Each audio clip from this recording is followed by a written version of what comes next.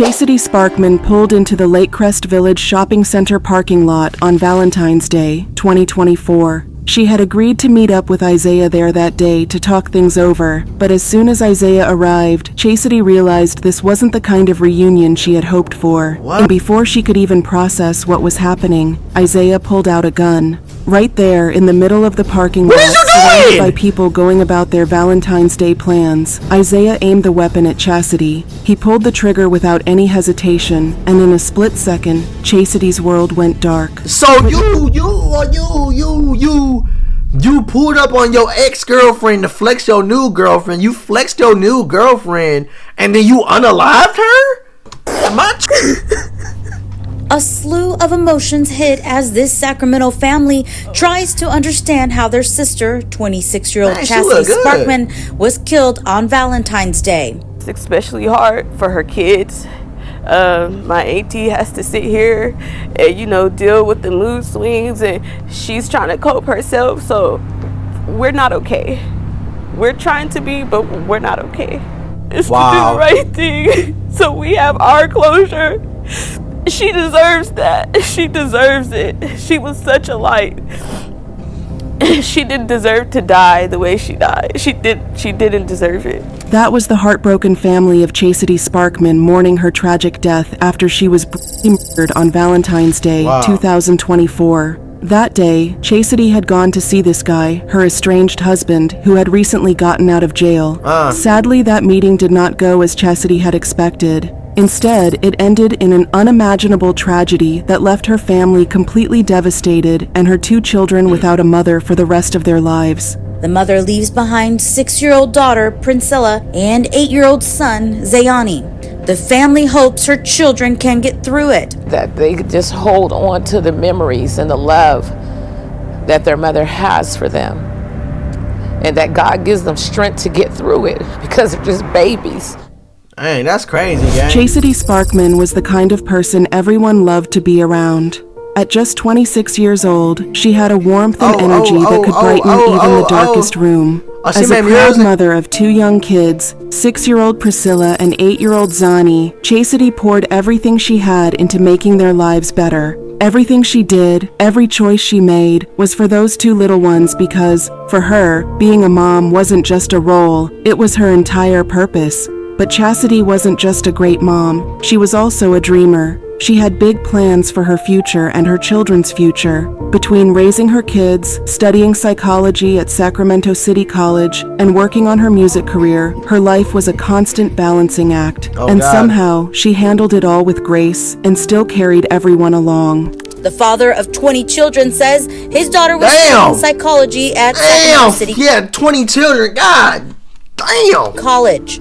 She mainly would focus on her music, work, and caring for her kids. It was because of this energetic and resilient spirit that her family called her a firecracker. She was a firecracker. She loved everyone. She loved her family. She was very family oriented. If you know my sister, you know you guys could argue one day and she's gonna call you the next and say, I don't care about you being mad, girl, what you doing? You see, family was at the heart of who Chastity was. Growing up in a big family, she learned early on what it meant to love unconditionally. Her father, Alfonso Sparkman, had 20 children, and Chastity was that one sibling who held the family together and made everyone feel special. But as you know, even the strongest people have their weaknesses. For Chastity, that weakness was her love for 25-year-old Isaiah James. Isaiah was her high school sweetheart, the boy she had fallen for when they were just teenagers. Their relationship was the kind that people looked at and admired, at least on the surface. They had been together for years, sharing beautiful memories and eventually, 2 beautiful children, Priscilla and Zani. Photos of them together told the story of a happy couple building a life and a family. But behind closed doors, things were not exactly as they seemed. Isaiah had a troubled past. He had been in and out of trouble with the law, and his latest imprisonment would test their marriage in ways neither of them expected. While he was in prison, Chastity remained loyal, doing everything she could to support him. She called him regularly, visited when she could, and kept him updated on their children. But Isaiah didn't seem to appreciate her loyalty. In fact, he grew resentful. What? Their phone calls often turned into arguments, with Isaiah accusing her of neglecting him and moving on without him. I mean, gang, if you get locked up, what you expect? We already know as men what it is, bro. If we got a shawty and we a man and we ain't locked up in jail or we in prison, you locked up for multiple months, years, this and that, you already know what's gonna happen with you and your shawty. You should already know what comes with it before you even get locked up. You already know. You know. You feel what I'm saying? Come on, gang. Like, come on, gang. You can't. Yeah, you feel me? Not crazy, bro. But I ain't even gonna get into all that shit, bro. Cause you gonna get in. You gonna start saying some extra other shit. And that's crazy. Then I'm on some shit, and just like you did the other day. But you know what you did. I know what you did. Yeah. So it is what it is. I put it past me, but you seem like you just keep, laugh about the shit, but it is what it is. Chastity, on the other hand, was growing more suspicious of his behavior. She started to see a side of Isaiah that made her question everything. Uh-oh. You're crazy. You're really in denial. Oh, I'm in denial, but I did nothing. Oh my God. You did nothing. I'm in jail. That doesn't matter. You still can do stuff. It does. What the can I do? I ain't physically touched nobody. Oh my Lord Jesus. I mean, I know you didn't. You can't. Right, so what you So saying? that doesn't count. You're forced to not do anything. If it was a choice, that you would. count? Isaiah. You have 60 seconds remaining. That doesn't count? You're extra. Like, you need to stop. Stop what? Stop acting like that. Acting what? Like you don't give a fuck, right? No, that's you. How? What do you mean how? Because I asked you a simple question and you sat up here and went around a bush. A nigga's still here and you didn't did me trifling as fuck while I've been up in here. Oh my God. But Chastity wasn't one to give up easily. She believed in second chances. Wow. She believed people could change, especially someone she had loved for so long. So, she told herself that Isaiah just needed time to adjust. Maybe once he got out, things would go back to the way they used to be. Nope. When Isaiah was finally released, Chastity wanted to believe it was a fresh start for their family. But deep down, she knew things weren't right. Isaiah's behavior became even more unstable and unpredictable.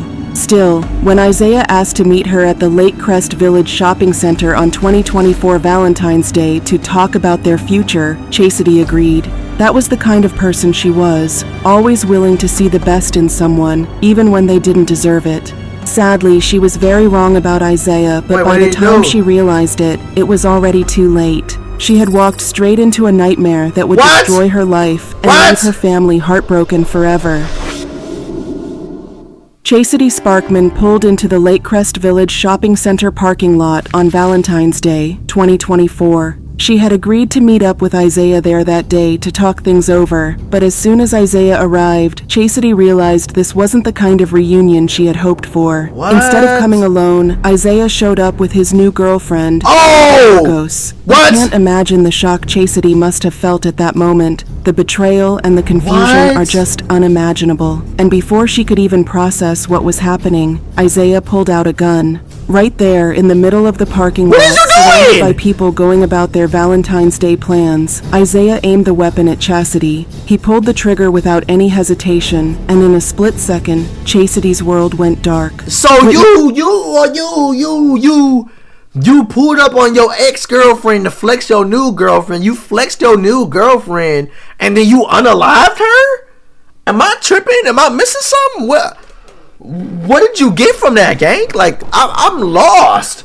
Did you think that was gonna make the other girl like you more if you did that? Like, now you lost both of them, Goofy. Now the other one, too. Like, what? Witnesses later described the moment as surreal, like something out of a nightmare. Shoppers screamed and ran for cover as Chastity collapsed to the ground. Her lifeless body lay in the middle of the lot as terrified onlookers scrambled to make sense of what they had just witnessed. By the time the police and paramedics arrived, Chastity was still clinging to life, so they quickly transported her to the hospital, but her injuries were just too severe. She was pronounced dead at the hospital shortly after arrival. Imagine you think you know somebody because you've been with them so long or you know them so long and they just switched up on you and do you like that, gang. Wow! The crime scene, the reality of what had just happened, began to sink in as law enforcement began to piece together the missing pieces of the puzzle to determine what led to such a deadly tragedy on a day that should have been for celebration and love. To make matters worse, Isaiah and his lover, Ayanna, were nowhere to be found. What? They fled the scene as soon as Chastity hit the ground, leaving her family completely devastated and scrabbling to answer. That's crazy, bro. When Chastity Sparkman's family received the news of her death, it felt like their entire world had collapsed, and it sure did. The mother of two was shot and killed on Valentine's Day last week in the Lake Crest Village Shopping Center. Her family says from what they know, she was meeting with her husband, but Sacramento police are still investigating what led up to her death. The Sparkman family was tight-knit, bonded by love and loyalty, and Chastity had been at the heart of it. Her father, Alfonso Sparkman, described the moment he learned his daughter was gone as surreal, like stepping into a nightmare he couldn't wake up from. Still feel like it's a dream. I'm That's crazy. Bust through the door. Alfonso Sparkman says he's angry and in shock, knowing he will no longer hear from his 26-year-old daughter, Chastity Sparkman. Her siblings, who had always looked up to her as a source of strength, were consumed with grief. You see, Chastity wasn't just a sister. She was a protector, a guide, and a role model. The thought of her lifeless body lying in a shopping mall parking lot, taken so violently, was too much to bear. But the most heartbreaking loss was for her children, Priscilla and Zanny. At just 6 and 8 years old, they now faced a future without the mother who had loved them more than anything in the world. It's especially hard for her kids. My auntie has to sit here and, deal with the mood swings, and she's trying to cope herself, so we're not okay. We're trying to be, but we're not okay. The pain of this tragedy was deepened by the fact that Chastity's killer was someone she had trusted. That's crazy, Her relationship with Isaiah James wasn't just a fling. He had been her husband, the father of her two lovely children, and the man she had once hoped to spend the rest of her life with. So, the betrayal cut really deep. At a vigil held in her honor, more than 100 people gathered to pay tribute to Chastity. Pink balloons were released into the sky as her family and friends shared memories of the bright, loving woman whose life had been stolen. It is Laura, and yes, they are. Right now, as we speak, family, friends of Chastity Sparkman gathering in the parking lot across from Cherie's restaurant. They're bringing balloons, sharing hugs, bringing flowers. Very sad day for them as they remember their loved one. They still have so many questions, trying to figure out exactly what happened in this parking lot where Chastity was actually killed. There was an outpouring of love and support from the community, but alongside the grief, there was anger. Isaiah had not only destroyed their family, he had also run from the consequences of his actions. While Chastity's family mourned, Sacramento police launched an intense manhunt to track down Isaiah James and his girlfriend, Ayanna Burgos. Authorities worked tirelessly to piece together their movements, knowing that capturing the couple was critical to bringing justice for Chastity. However, weeks passed by without any leads to follow. Isaiah and Ayanna seemed to have disappeared without a trace. What? The Sparkman family even had to make public pleas for any information that would lead to their arrest. So you saying they still on the run? They still on the run? No. Alfonso begged anyone who might have seen or heard something to come forward and help with the investigation. As soon as they get apprehended, I feel a lot better. Once I know they're in custody, I'll be able to breathe. Because jail is hell for anybody. Because I feel once you're behind bars, you consider you deceased. Finally, in March 2024, almost exactly 1 month after the murder, authorities made a breakthrough. Investigators tracked Isaiah and Ayanna to New York City, where they had been hiding in plain sight. The arrests came swiftly, with both suspects taken into custody without any resistance. For the Sparkman family, the news of the arrests brought a wave of mixed emotions. There was relief, of course, relief that the people responsible for Chastity's death were now behind bars. But the family was never really fulfilled, knowing that nothing would ever bring Chastity back. As Isaiah and Ayanna awaited extradition back to Sacramento, Chastity's family focused on one thing: ensuring they would be held accountable for their actions. We want to know the truth, We want an investigation. We want justice. We want them to turn themselves in. If they had nothing to do, nothing to hide, then they should be able to come forward and clear their name. You know, we're just hurting. The pain of losing Chastity would never go away, but they were determined to honor her memory by fighting for justice. The manhunt may have ended, but for Chastity's loved ones, the real battle was just beginning. This shit is crazy. Following their arrest, Isaiah and Ayanna were later extradited to Sacramento to face charges for Chastity's murder. Even then, her father, Alfonso Sparkman, struggled to reconcile the man who had once been part of their family with the killer who had taken Chastity's life. Why was the question that haunted him and everyone else who loved her. Alfonso now asking why this happened to his daughter. It's kind of like being hurt, sad, angry, and afraid at the same time. Because you don't know what to be mentally. You know, some emotions all over the place. Chastity's children, Priscilla and Zani, were now under the care of her sister.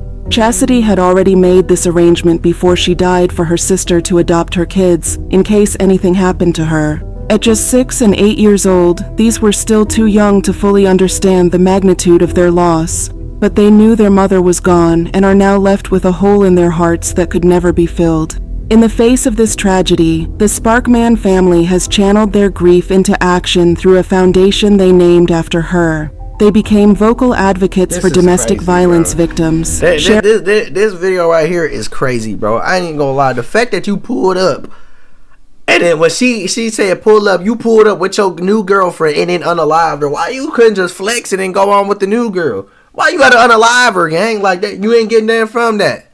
You feel what I'm saying? Now you lost that girl. And now, like, what the fuck? You feel me? Like, you lost both girls at that point. Like, you lost everything. God damn, like, you fried as hell, gang. Bro out here crashing out. That's why mental health important, bro. And you can't be a man in your feelings, bro. That's wild, bro. I ain't gonna lie.